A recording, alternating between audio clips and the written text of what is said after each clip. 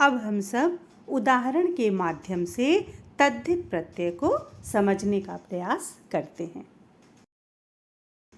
तीसरा प्रकार है संबंधवाचक संज्ञाएं बनाने वाले तद्धित प्रत्यय, यानी इस प्रत्यय को लगाने से संबंधवाचक संज्ञाएं बन जाती हैं।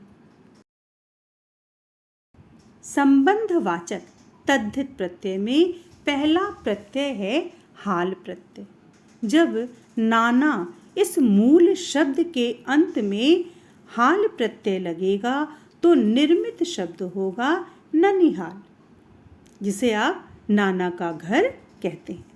इसी प्रकार दादा इस मूल शब्द के अंत में हाल प्रत्यय लगने पर निर्मित शब्द होगा ददिहाल, जिसे आप बाबा या दादा का घर कहते हैं। दूसरा प्रत्यय है आल प्रत्यय। ससुर इस मूल शब्द के अंत में आल प्रत्यय लगेगा तो निर्मित शब्द होगा ससुराल। इसी प्रकार एरा प्रत्यय। मामा इस मूल शब्द के अंत में एरा प्रत्यय लगाएंगे तो निर्मित शब्द होगा ममेरा। इसी प्रकार चाचा इस मूल शब्द के अंत में एरा प्रत्यय लगेगा तो क्या बनेगा चचेरा।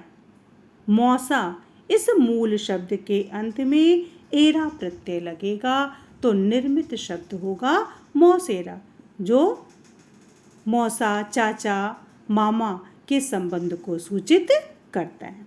तो इस प्रकार ये संबंधवाचक संज्ञाएं बनाने वाले तद्धित प्रत्यय हैं। अगला है विशेषण बनाने वाले तद्धित प्रत्यय। विशेषण बनाने वाले तद्धित प्रत्ययों में यहाँ पर पहला प्रत्यय है ईय प्रत्यय। भारत इस मूल शब्द के अंत में जब आप ईय प्रत्यय लगाएंगे तो निर्मित शब्द होगा भारतीय, भारत में रहने वाले।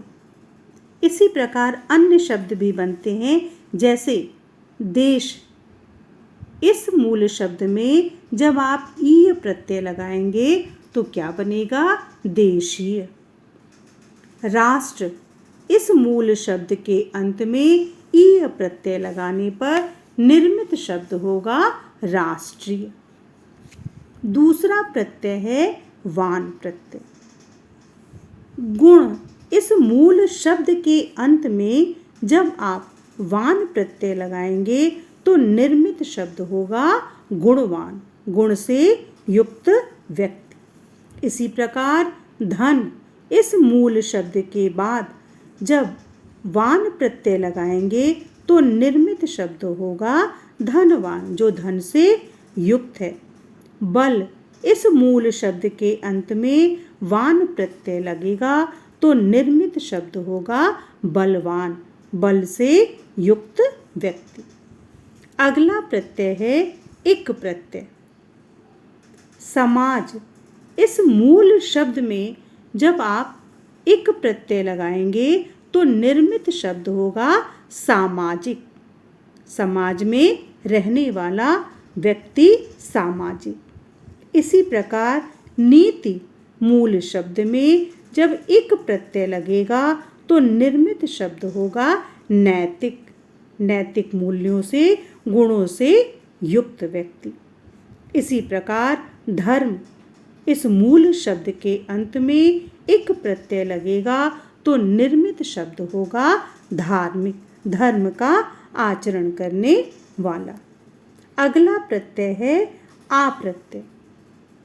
भूख इस मूल शब्द के अंत में जब आ प्रत्यय लगेगा तो निर्मित शब्द होगा भूखा, भूख से व्याकुल व्यक्ति।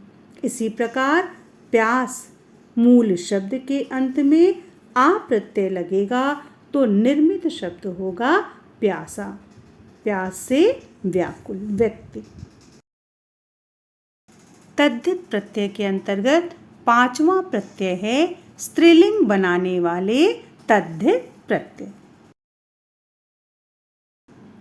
पहला स्त्रीलिंग प्रत्यय है नी। मोर इस मूल शब्द के अंत में नी प्रत्यय जुड़ेगा तो निर्मित स्त्रीलिंग शब्द होगा मोरनी। इसी प्रकार हाथी इस मूल शब्द के अंत में जब नी प्रत्यय जुड़ जाएगा तो निर्मित स्त्रीलिंग शब्द होगा हथिनी। दूसरा है आनी प्रत्यय।